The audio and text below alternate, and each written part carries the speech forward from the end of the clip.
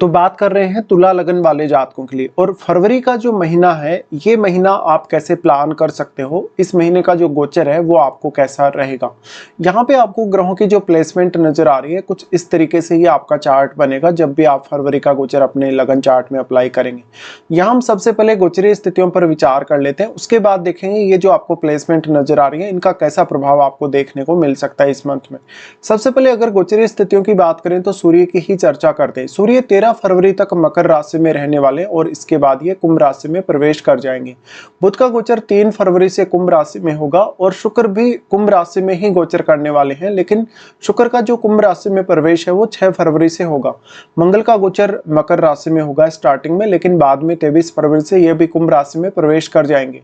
बृहस्पति का गोचर मिथुन राशि में रहेगा और बृहस्पति इस समय वक्री स्थिति में रहेंगे। फिलहाल शनि मीन राशि में ही है और आपको मीन राशि में ही इस मंथ में भी देखने को मिलेंगे। चंद्रमा 1 फरवरी को आपको कर्क राशि में मिलेंगे गोचर करते हुए।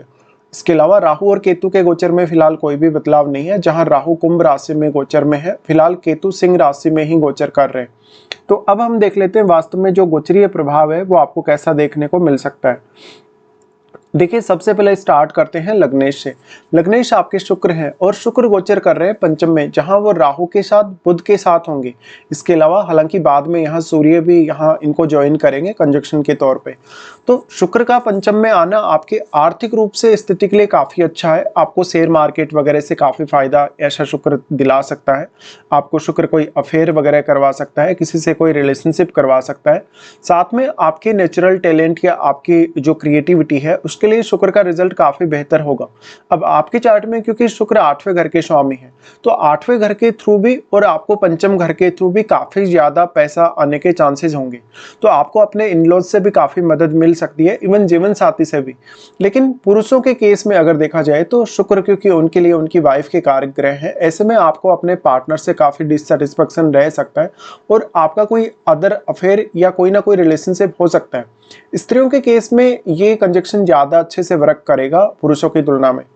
इसके साथ ही क्योंकि शुक्र यहाँ राहु से काफी मल्टीप्लाई भी हो रहे हैं और आपके लग्नेश है, तो आप अपने टैलेंट पे, अपनी हॉबीज पे, अपने नेचुरल स्किल्स पे ज्यादा से ज्यादा इस समय फोकस कर सकते हैं।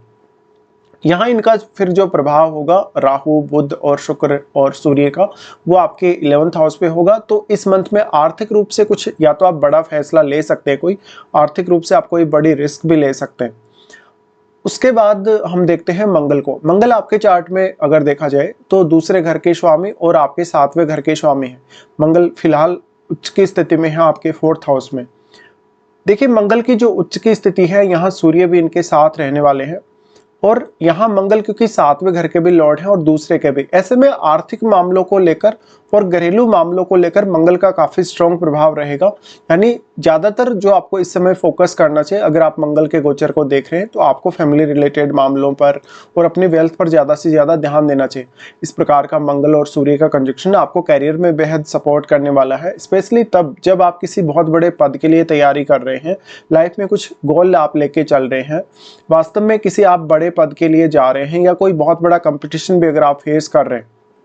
देखिए, मंगल यहाँ हालांकि परिवार के सदस्यों पर आपको काफी हावी बनाएगा और थोड़ा बहुत मतभेद भी यहाँ करवा सकता है, इवन आपकी मदर के साथ भी और परिवार के अन्य सदस्यों के साथ भी।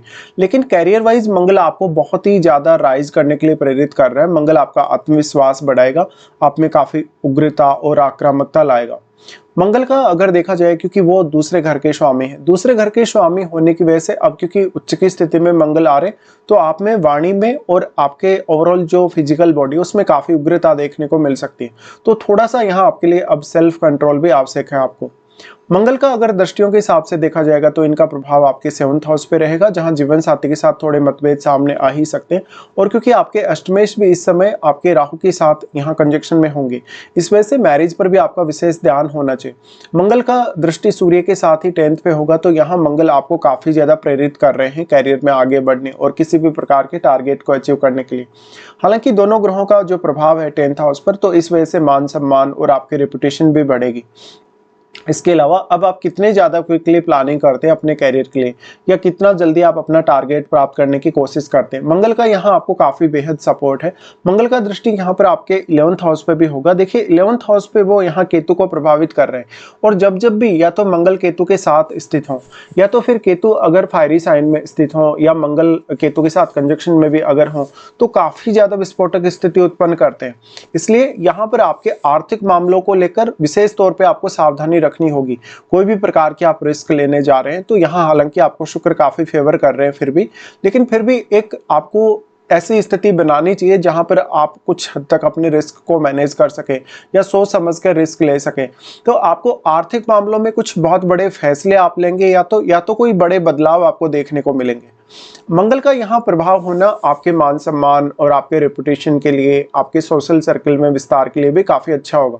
लेकिन जब जब भी मंगल का प्रभाव पड़ता है 11th हाउस पे, तो आपकी जो स्वयं से एक्सपेक्टेशंस है वो काफी ज्यादा बढ़ जाती है। वो इसलिए भी क्योंकि आपके लग्नेश का जो गोचर है वो इस समय राहु के साथ है। इसके बाद यहाँ से आगे बढ़ते हैं, गुरु के बारे में विचार करते हैं। गुरु आपके 3rd लॉर्ड और आपके चार्ट में वो छठे घर के स्वामी। गुरु का फिलहाल जो ट्रांजिट है आपके 9वें भाव में है। देखिए 9वें भाव में अभी वक्री स्थिति में गुरु होंगे। ऐसे में आपका कोई हायर स्टडीज का अगर प्लान है, विदेश जाने का कोई प्लान है, धार्मिक या आध्यात्मिक मामलों में सक्रिय होने का प्लान है, तो गुरु आपको बेहद सपोर्ट कर रहे हैं। इसके साथ साथ गुरु यहाँ सबसे पहले अगर देखा जाए, क्योंकि वो 3rd लॉर्ड हैं, तो गुरु यहाँ आपको मेहनत करने में भी काफी ज्यादा सपोर्ट करेंगे, और वो 6th लॉर्ड होने की वजह से कैरियर के लिए भी काफी इंपॉर्टेंट होंगे।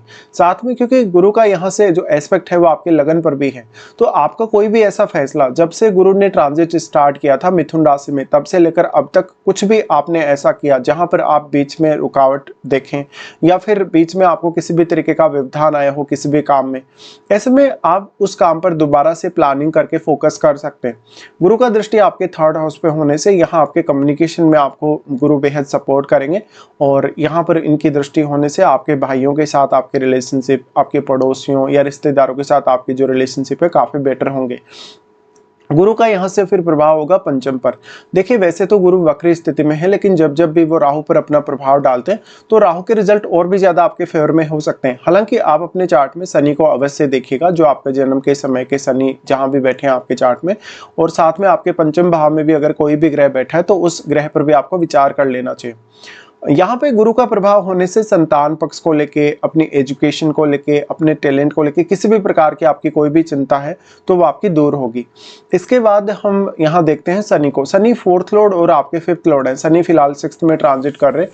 देखिए वैसे तो देखा जाए तो क्योंकि गुरु के ही घर में अभी शनि ट्रांजिट में है, ऐसे में शनि आपको हार्डवर्क जरूर यहाँ करवाने ही वाले हैं, लेकिन शनि यहाँ आपको कैरियर में काफी सपोर्ट भी कर रहे हैं। आपकी रूटीन लाइफ में, आपके डेली के कार्यों में शनि का बेहद सपोर्ट रहेगा, और शनि आपको इन कार्यों के लिए काफी ज्यादा सीरियस बनाएंगे। तो आप कोई भी पर्टिकुलर रूटीन को फॉलो करके अगर चल रहे हैं, काफी पंक्चुअलिटी के साथ अगर आप काम कर रहे हैं, तो शनि का यहाँ आपको बेहद सपोर्ट रहेगा। शनि का अगर दृष्टियों के हिसाब से देखा जाए तो शनि क्योंकि आपके यहाँ अष्टम पे वो दृष्टि डाल रहे हैं, ऐसे में अष्टम भाव को लेके भी आप लाइफ में काफी ज्यादा सीरियस होंगे, यानी अपने जीवन साथी के साथ रिलेशनशिप को लेके, आपके इन लॉज के साथ रिलेशनशिप को लेके। इसके साथ साथ मान लीजिए आप कोई रिसर्च वर्क कर रहे हैं, कोई बहुत डीप ऐसी स्टडी कर रहे हैं जिसमें आपको काफ़ी समय लगाना पड़ रहा है या अपना एफर्ट बहुत ज़्यादा लगाना पड़ रहा है, तो ऐसे में शनि का आपको बेहद सपोर्ट रहेगा। शनि क्योंकि 4th लॉर्ड भी है और 5th लॉर्ड भी, ऐसे में आप जो भी फैसले लेंगे इस समय में शनि के गोचर में, वो आपके लिए काफ़ी इंपॉर्टेंट होंगे। इनका प्रभाव फिर आपके 12th हाउस पे होगा, जहाँ आपका फॉरेन से अगर कुछ कनेक्शन हो तो शनि आपको काफ़ी ज़्यादा यहाँ फायदा दे सकते हैं। और क्योंकि वो गुरु के ही घर में ट्रांजिट भी कर रहे हैं, और यहाँ अगर देखा जाएगा तो जो शनि का प्रभाव है, क्योंकि एक तरफ इनका जो एस्पेक्ट है वो यहाँ धनु राशि पर भी है, ऐसे में शनि का 12th हाउस और 3rd हाउस दोनों पर ही प्रभाव है। तो आप अब किसी भी पर्टिकुलर काम के लिए कितने ज्यादा एक्टिव हैं, कितना ज्यादा डेडिकेशन के साथ आप काम कर रहे हैं, क्योंकि 3rd हाउस पर यहाँ गुरु का प्रभाव भी है, इसलिए गुरु आपको बेहद सपोर्ट कर रहे हैं एक तरीके से, और शनि आपको उतना ही ज्यादा डेडिकेशन भी दे रहे हैं। तो आपकी जो सफलता है किसी भी पर्टिकुलर काम में वो यहाँ निश्चित नजर आती, लेकिन उसके पीछे आपका कितना ज्यादा डेडिकेशन है, आप में कितना ज्यादा उसके प्रति धैर्य है, या आपका मेहनत के प्रति कितना ज्यादा लगाव है, वो बहुत ज्यादा इंपॉर्टेंट होगा इस समय में। इसके बाद यहाँ से आगे बढ़ते हैं और सबसे पहले अब बुध के बारे में विचार करते हैं। बुध आपके 9th हाउस के लॉर्ड और आपके चार्ट में 12th हाउस के लॉर्ड है। बुध का गोचर है आपके पंचम में।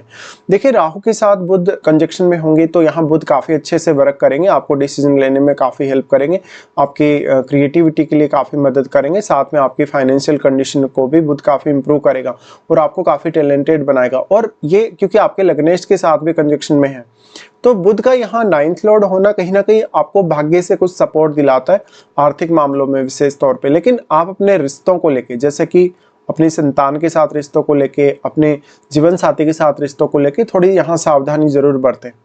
यहाँ पे फिर बुध क्योंकि 12वें घर के लॉर्ड हैं तो वो आपके टैलेंट को भी काफी बढ़ाने का काम करते हैं। इस हिसाब से अगर आपका डायरेक्टली इनडायरेक्टली संतान को लेके, अपनी खुद के एजुकेशन को लेके, फॉरेन से अगर कुछ कनेक्शन हो तो इस मामले में आपको राहु और बुध दोनों का ही काफी अच्छा सपोर्ट रहेगा। इसके साथ साथ अगर देखा जाएगा तो यहाँ से फिर अगर हम देखें उसके बाद बात करते हैं चंद्रमा के बारे में। चंद्रमा आपके 10th हाउस के लॉर्ड हैं और शुरुआत में आपको चंद्रमा 10th में ही देखने को मिलेंगे। चंद्रमा के यहाँ होने की वजह से मेनली आपका जो कहीं ना कहीं ट्रांजिट है, क्योंकि यही इनका ट्रांजिट होगा स्टार्टिंग में, ऐसे में कैरियर फोकस्ड आप शुरुआत में काफ़ी ज़्यादा हो सकते हैं। कैरियर को लेकर आप काफ़ी सीरियसली डिसीजन ले सकते हैं और क्योंकि यहाँ मंगल और सूर्य दोनों का ही आपको काफ़ी सपोर्ट भी रहेगा, ऐसे में स्टार्टिंग का जो समय है आपका वो कैरियर फोकस्ड होना चाहिए, जहाँ पर आपको कैरियर को लेकर कुछ मेजर फैसले लेने हो या आपने कोई भी पहले से प्री प्लानिंग कर रखी हो। उसके बाद चंद्रमा आ रहे हैं आपके 11th हाउस में, जहां पर वो आर्थिक मामलों में कुछ बड़ा बदलाव दे सकते हैं। यहाँ कैरियर से आपको काफ़ी चंद्रमा डिससेटिस्फेक्शन भी दे सकते हैं क्योंकि वो 10th लॉर्ड है इसलिए। और यहाँ थोड़ा सा आप गलत फैसला लेने से बचें और बहुत ज़्यादा आक्रामकता या उग्रता का शिकार ना हो। चंद्रमा फिर आपके 12th हाउस में प्रवेश कर जाएंगे, जहां पर वो आपके रात्रि के रूटीन को काफ़ी प्रभावित करेंगे, आपके कुछ खर्चों को वो बढ़ा सकते हैं, कुछ बड़े निर्णय जो आपको इस समय में लेने हैं उनको लेकर आपको कुछ दिक्कत हो सकती है। चंद्रमा यहाँ होंगे आपके 12th हाउस में तो शनि का प्रभाव भी इन पर होगा, इसलिए आप कोई भी कार्य जब करेंगे तो उसमें ज़्यादा से ज़्यादा आप समय ले पाएंगे। इसके बाद हम देखते हैं सूर्य के ट्रांजिट को। सूर्य का जो ट्रांजिट है अगर देखिए 11th हाउस के लॉर्ड आपके चार्ट में है सूर्य, और सूर्य उच्च के मंगल के साथ आपके 4th हाउस में होंगे। सूर्य का ट्रांजिट आपके कैरियर के लिए बहुत इंपॉर्टेंट है। भले ही घरेलू मामलों में सूर्य आपको उतना ज़्यादा सपोर्ट ना कर पाए क्योंकि सूर्य और मंगल दोनों ही अपना एग्रेशन बहुत ज़्यादा डाल रहे हैं आपके 4th हाउस में, इसलिए फैमिली रिलेशंस थोड़े से खराब हो सकते हैं, बट फिर भी यहाँ आपको कैरियर के मामलों में सूर्य का बेहद सपोर्ट रहेगा। और सूर्य यहाँ क्योंकि अपनी दृष्टि डाल रहे 10th हाउस पे, तो ये पूरा का पूरा जो मंथ है, स्पेशली आपका 13 फरवरी तक का जो समय है वो कैरियर के लिए काफ़ी इंपॉर्टेंट है।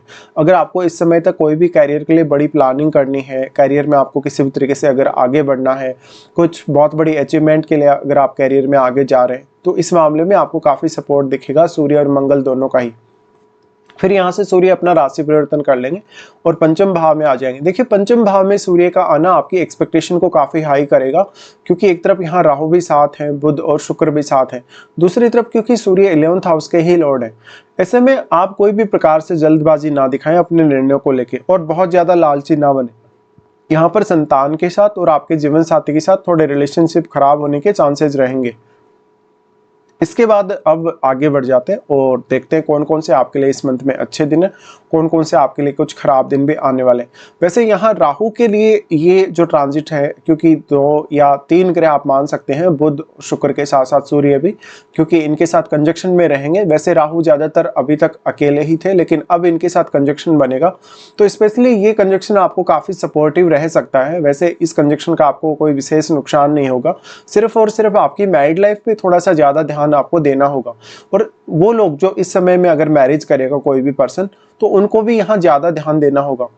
इसके बाद देख लेते हैं आपके लिए कौन कौन से अच्छे दिन है इस मंथ में। देखिए अच्छे दिनों की इस मंथ में अगर बात की जाएगी तो आपके लिए 1 तारीख, फिर 7 से 9 तक, 12 से 14, 21, 22 और 26 से 28 तक, ये दिन बेहद खास रहने वाले हैं। अगर मान लीजिए आपका कोई भी ऐसा काम है जो नहीं बन रहा, किसी भी काम में आपको बार बार व्यवधान आ रहा है, रुकावट आ रही है, तो आप इन दिनों को चुन सकते हैं उन कार्यों को पूरा करने के लिए।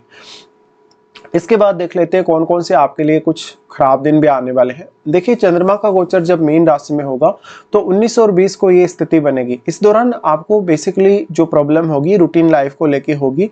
यहाँ पर क्योंकि ऑलरेडी शनि ट्रांजिट में है, इसलिए स्ट्रेस और एंजाइटी का सामना करना पड़ेगा, मेहनत आपको काफ़ी ज़्यादा ही करनी पड़ेगी। इसके साथ साथ किसी के साथ भी पैसे का लेन देन करते हैं तो आपको सावधानी बरतनी होगी।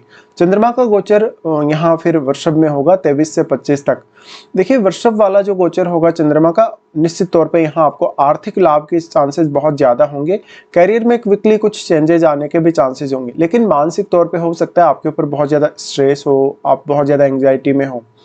चंद्रमा का गोचर जब आपके 12th हाउस में होगा तो 5 और 6 को ये स्थिति बनेगी। 5 और 6 को आपको आर्थिक रूप से कुछ बड़े फैसले लेने पड़ सकते हैं, आपके कुछ खर्चे भी बढ़ सकते हैं इन 2 दिनों में, और अपने स्वास्थ्य वगैरह को लेकर कुछ सावधानी बरतें। तो ये कुछ आपके लिए कुछ प्रॉब्लम वाले दिन थे। फिलहाल यहाँ पर हम पूरा डिस्कशन कर चुके हैं। फिलहाल आपको वीडियो देखने के लिए धन्यवाद।